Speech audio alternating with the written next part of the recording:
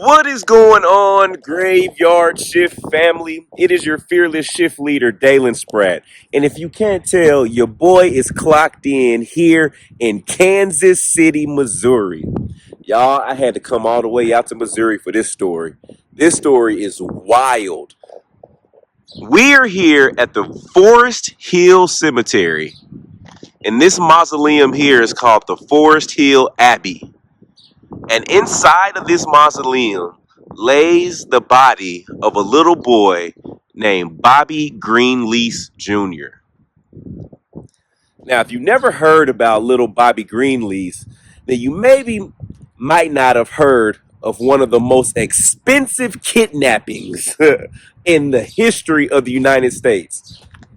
You see, little Bobby was kidnapped back in the 1950s, and his ransom was $600,000. And today, that's equivalent to about 6 million. At least that's what they say on the internet. But yeah, y'all, what's wild about this story is that little Bobby never saw it coming, man. Little Bobby never saw it coming. But this is the mausoleum in the resting community that Bobby and his family are buried or entered in.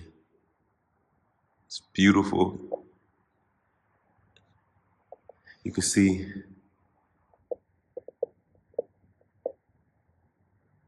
the statues, the carvings of all the people. Super beautiful. Let's take a look.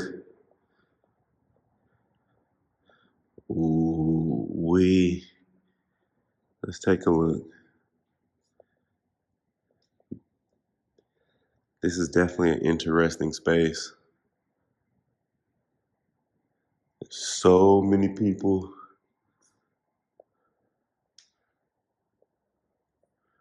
So many people resting here.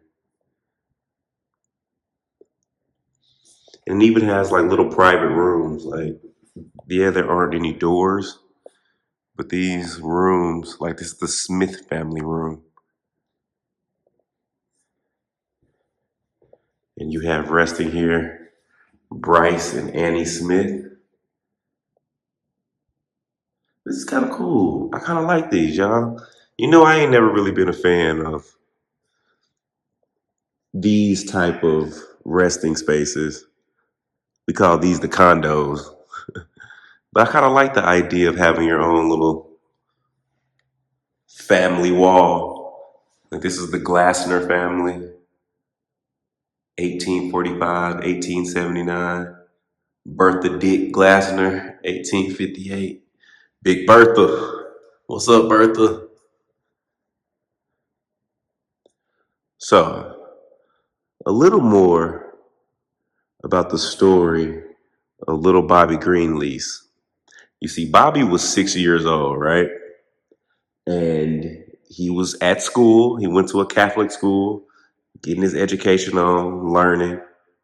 But there was a man and a woman, these drug addict alcoholics by the name of Bonnie and Carl. Not even Clyde, Carl. Bonnie and Carl. See, here's the kicker. Carl had ended up going to like a military school earlier in life with little Bobby's stepbrother, right? And he realized at the time that the Greenlease family were extremely wealthy for those days. You see, little Bobby's father back then, he was responsible for bringing like General Motors to the Midwest. So he owned car dealerships across state lines, a lot of car dealerships. They said that this man was worth upwards to 10, $20 million back in the 50s. So you know how much that is equivalent to today. So this young man, Carl, literally was going to military school with little Bobby's stepbrother. And he just resented him. He resented the Greenleases because they were rich, they were wealthy, and he always plotted some kind of way to affect their life. So fast forward years, right?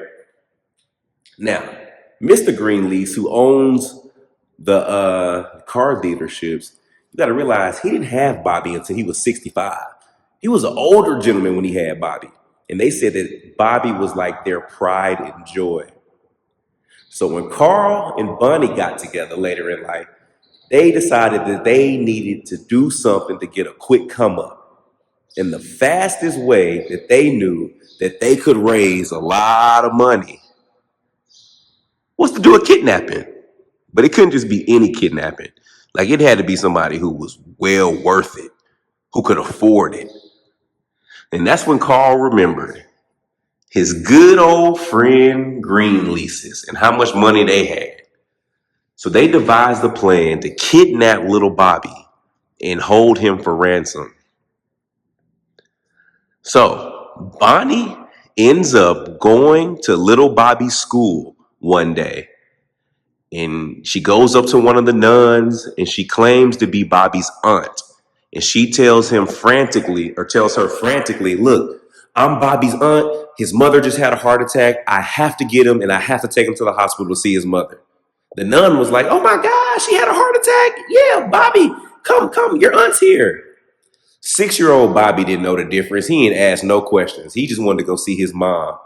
So literally, Bonnie ends up taking Bobby from school. They hop in a cab and they go and meet Carl.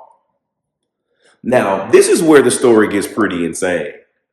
You would think that they would hold Bobby for ransom, figure it out, make sure he's safe until they got the money, or if they didn't, then they would figure it out. They literally get Bobby and immediately kill him. They drive him across state lines to Kansas, which makes it a federal case at this point. And Carl takes a .38 pistol and shoots Bobby point blank in the back of the head. They then drive him back to Missouri and bury his body in the backyard of Bonnie's house. And they plant some flowers on top just in case the neighbors were curious. They would look just like a flower bed. Now, after they kill little Bobby, now they start asking for the ransom money. So they then proceed to start sending Bobby's father 6 written letters demanding $600,000. So you see, back then, Bob, you know what I'm saying? Mr. Greenlease had money. And he was also well connected. He was connected with a guy who ran one of the biggest banks in the area by the name of Eisenhower, who just so happened to be the brother of President Eisenhower at that time. So not only was Mr. Greenlease paid, he had connections. So they scrounged up this money, this $600,000, and they drop it off at the drop point. Now, Carl and Bonnie get the money and they're out. They're out, right? They then, hear me out, they then decide to leave the city together. So they hop in a car and they bounce. Now, once they get to a city, Bonnie gets out the car and in the middle of the night, Carl just leaves her ass. Carl was like, look, man, I got this 600,000. Wow. I'm not finna share nothing with Bonnie. I'm getting up out of here because there's no honor among thieves. So Carl's behind ends up literally leaving Bonnie behind, and he's off to the races with a bag full of money. But now Carl is like, damn, what I'm gonna do with all this cash? I got 600,000 cash. I gotta put it somewhere. So he buys bags, briefcases. He's gonna try to dig and find a place to bury the money, but he just could not find a place. Now he ends up taking a cab to go try and find a place to bury this money. The cab driver catches a glimpse of all the money, and he's like, man, what you got that money for? He ends up telling a couple guys, and the word ends up getting back to the police that there's a man around town with a whole lot of cash flaunting around. The police end up finding Carl and questioning him. Immediately, Carl ends up snitching on Bonnie. They go find Bonnie. Bonnie got $2,000 on her. They arrest both of them. Now, here's the kicker. In the meantime, right before Carl got arrested, in an attempt to throw the police off, Carl had a friend of his try to fly to Los Angeles to send one more note to the family, another ransom note, just so it looked like it wasn't Carl because it came from Los Angeles. But that whole plan got thwarted, right? So now they're in jail. Carl and Bonnie both get convicted of the murder and kidnap of little Bobby Greenlease. In 81 days from the murder of Bobby Greenlease, they were convicted and they were executed, all within like 81 days. And what's wild about it is Bonnie was only one of few, like 3 or 4 women who had been executed in the city of or in the state of Missouri, really until like 2021. But they took Bonnie and Carl and they put them both in the gas chamber together and executed them at the exact same time. Did y'all hear me? Executed them at the exact same time. They was like, since y'all want to play some stupid games, y'all finna win some stupid prizes. And they met their fate. But little Bobby, they ended up finding him buried in Bonnie's flower garden. So they dug him up and they ended up re-entering his body with his family here at the Forest Hill resting community. And this is the final resting area of the Greenlease family and little Robert C. Greenlease Jr., 1947 to 1953. Little Bobby Greenlease. Bobby, I hope you're resting well. He's resting here with his father and with his mother.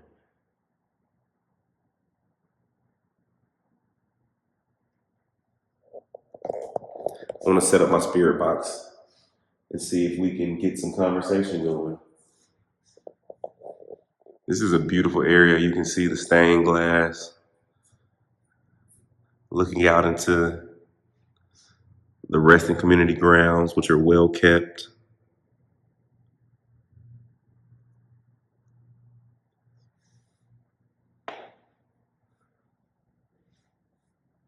This is beautiful.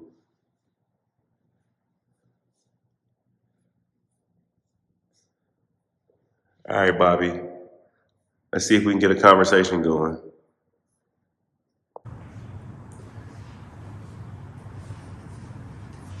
What's going on, Greenlease family? My name is Dalen, Spratt. I'm with a group of people called the Graveyard Shift. And what we do is we come to resting communities like this and we try our best to try to communicate with those who may not have been spoken to in a long time.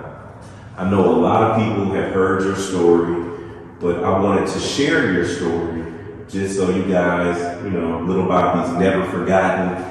And the world, over 50, 60, 70 years later, still know your story, Bobby. And Mr. Robert, Miss Virginia.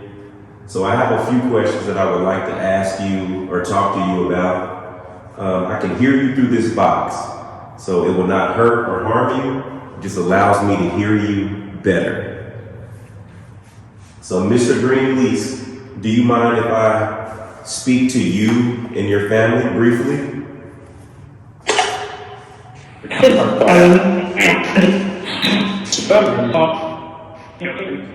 I heard just you.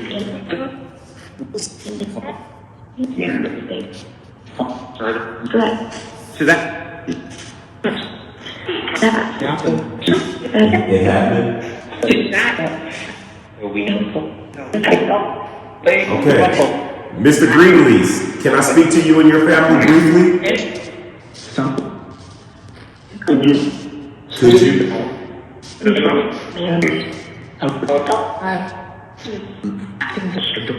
Okay. Okay, so Mr. Greenleaf, you were a very, very successful entrepreneur and businessman. You were a Cadillac salesman. You had Cadillac dealerships, man. That was huge for the 1950s. Were you proud of your accomplishments?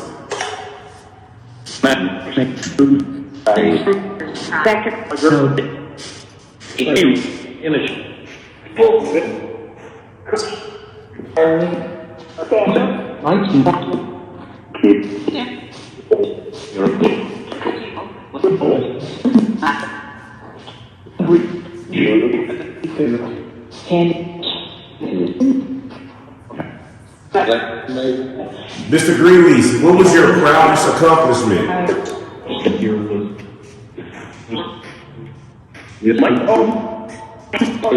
you say your home?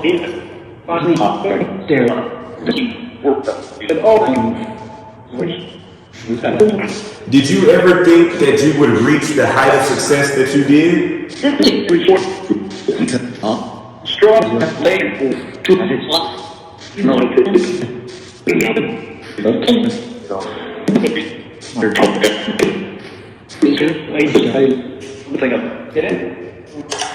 Mr. Greenleaf, do you feel like your wealth put a target on your back and your family's back?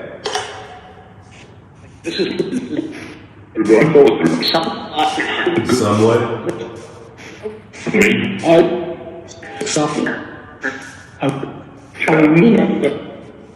Okay. Mr. Greenleaf, do you feel slightly responsible for the death of Bobby? No, actually. He said no, actually. Okay. Why do you feel like you don't hold any responsibility?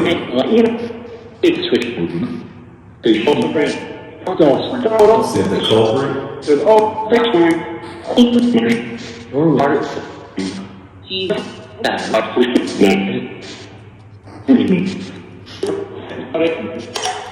I feel you, Mr. Greenleaf, because no one should make you feel bad because of the success you had. Your success should not have enticed the wolves. But I mean, it's been like that since the beginning of time. So no, I don't think you should feel responsible because you were successful. I just think it was a very unfortunate situation, but I'm glad that you're not beating yourself up about that.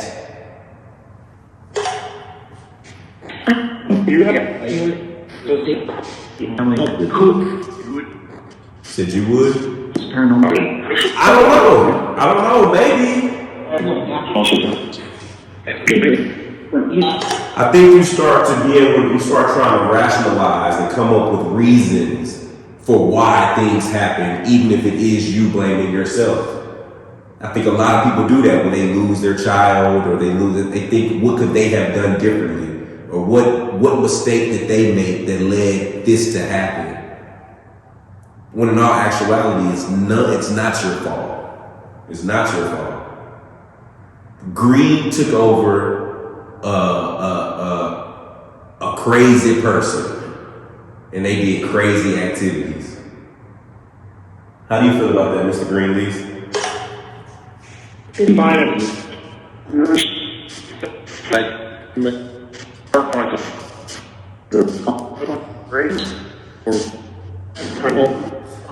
you feel like if you weren't as wealthy, this would have never happened? Said no. Agree. No.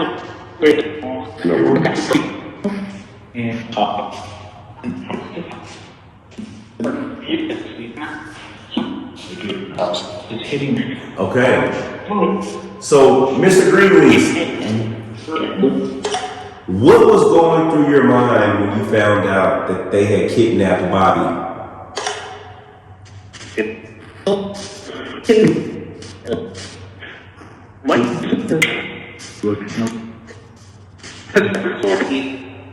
Said insanity. Did you feel helpless?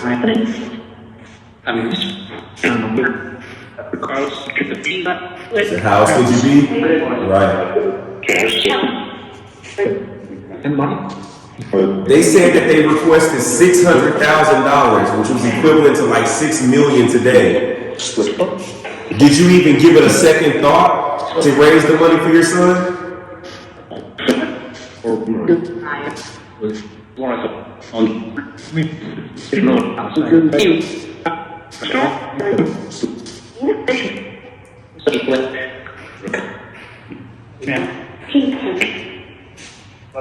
Miss Virginia, are you here?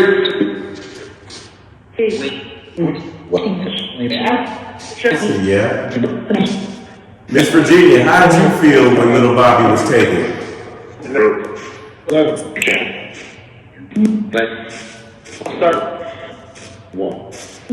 Is that lost?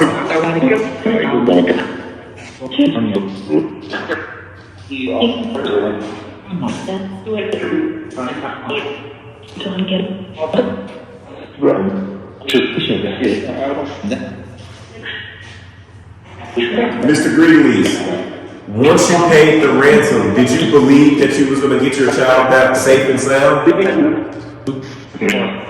Said, of course.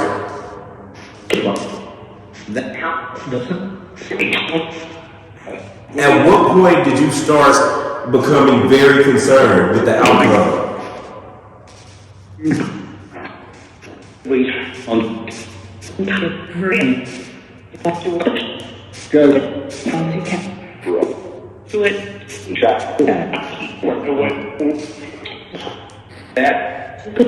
This is different for me.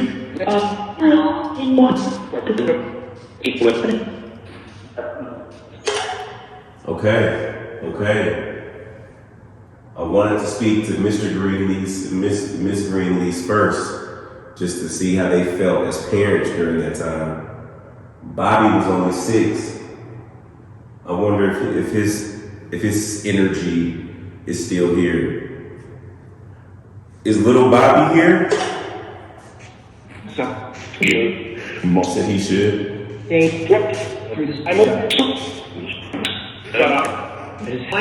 Hey Bobby, are you at peace? Yes. Are you with your family now?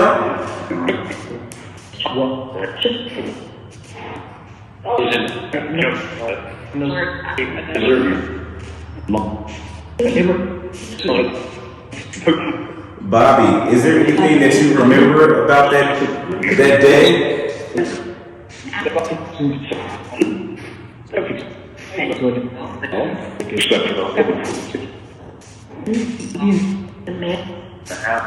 Since a man.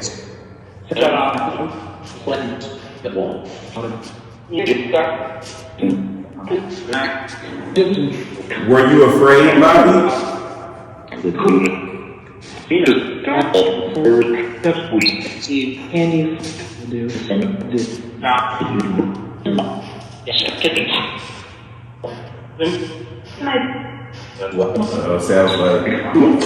It sounds like Mr. Greenleaf doesn't want to be talking to his son about that, which is fair. You gotta always be respectful. Bobby was 6, but I don't know if we're talking to the 6-year-old Bobby or we're talking to like the 30-something-year-old Bobby that's grown up on the other side. But that's why I was addressing Mr. Greenleaf. He seems like he doesn't mind talking about the situation, but maybe he doesn't really want Bobby to have to relive that. Is that true, Mr. Greenleaf?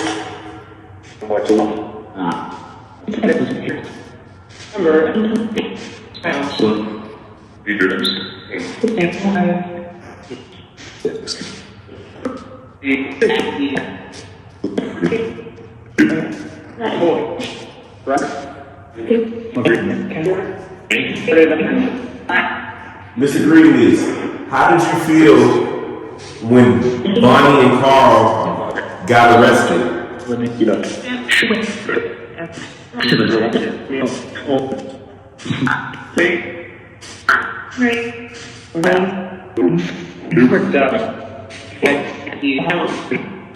you feel like they were justly punished?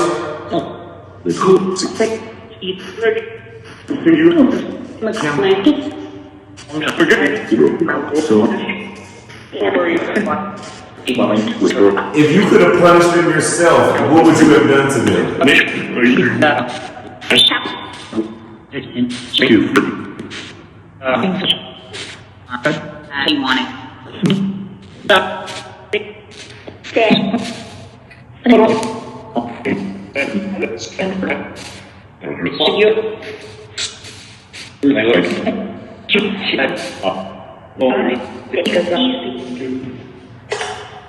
Greenleaf's family, I appreciate you taking the time to speak to me and opening up. I know this can be a very hard conversation to have and a very traumatic memory to relive, but I just wanted to come here today to pay my respect to the family and pay my respect to little Bobby Greenleaf. Bobby, do you enjoy being with your family?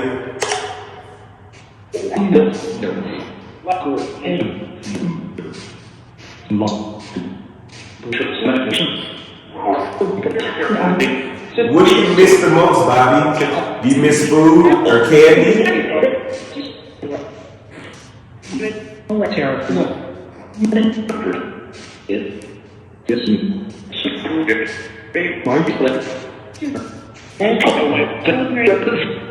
There's Rosemary.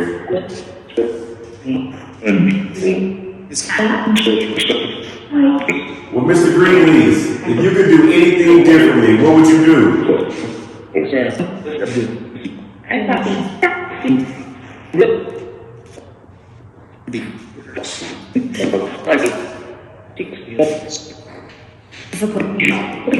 Miss Virginia, do you blame the school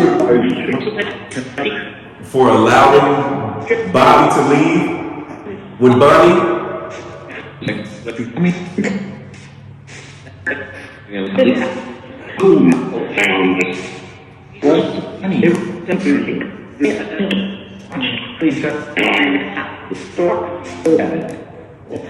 So if you had to put the blame on someone, who would it be?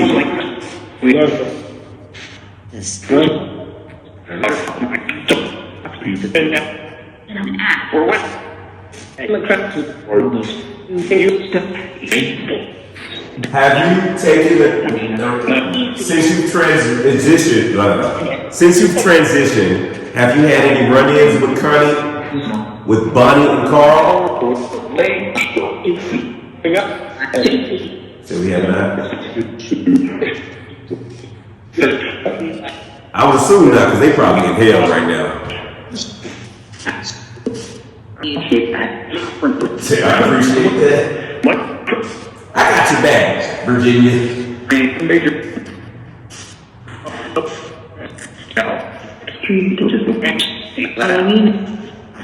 Okay, y'all. Well, thank you so much, Greenleaf's family.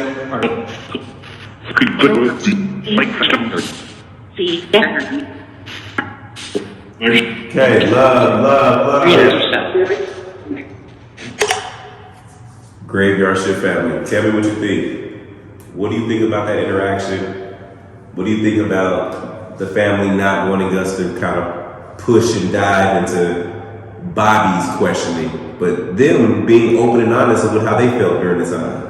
What do you think about this story? What do you think about the history? Let me know in the comment section, y'all. This was interesting. And to think about this was literally only in the 1950s this was going on. All because of someone being jealous and greedy. Graveyard Shift family. This has been the Robert C. Greenleaf Jr. story. I hope you enjoyed it, and I hope you never forget little Bobby. Love. See you next time.